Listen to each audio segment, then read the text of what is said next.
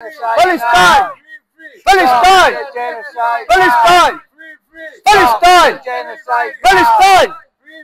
Palestine! আমরা আজকে আমাদের ব্রিটিশ প্রাইম মিনিস্টার, লেবার পার্টির প্রাইম মিনিস্টার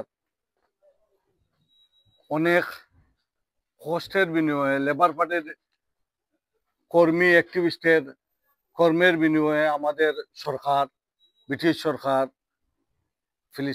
ফিলিস্তিনকে স্বাধীন রাষ্ট্র হিসেবে ঘোষণা দিয়েছেন।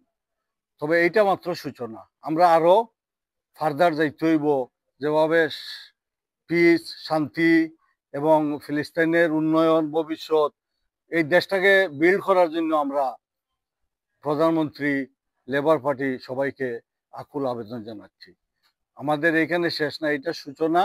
এরপরে এই দেশকে বিল্ড করার জন্য আমাদের সরকার, লেবার পার্টির অনেক পদক্ষেপ নিতে হবে, যার বিনিময়ে ফিলিস্তিন একটা সুন্দর স্বাধীন রাষ্ট্র দুনিয়ার বুকে প্রতিষ্ঠিত হয়।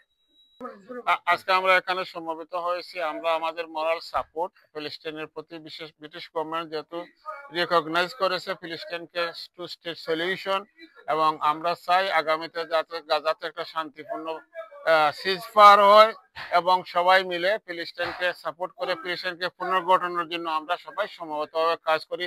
ধন্যবাদ জানাই বর্তমান গভর্নমেন্টকে, ধন্যবাদ জানাই 152 countries those who supported the ফিলিস্তিন। Thank you. আজকে আমরা এখানে এসেছি লেবার পার্টি ফিলিস্তিনকে যে ফ্রি কান্ট্রি হিসাবে যেটা স্বীকারোক্তি দিয়েছে, তার সাথে আমরা আরো প্রতিবাদ জানাতে চাচ্ছি যে যাতে আমরা আরো ভবিষ্যতে যাতে যেন কখনো যেন ফিলিস্তিনের প্রতি যুদ্ধ ঘোষণা না করা হয় এবং যুদ্ধ স্টপ হয়, সব ওপিং বিক্রি করা বন্ধ করা হয়, এর জন্য আমরা এখানে আসছি। What is happening in the Gaza Strip is a disgrace to humanity. It needs to be stopped now.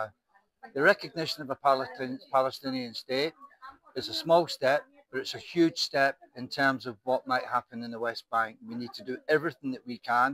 Every member of the Labour Party, every member of society needs to look at their humanity and stop this genocide from happening and make sure that the West Bank is given to the free people of Palestine.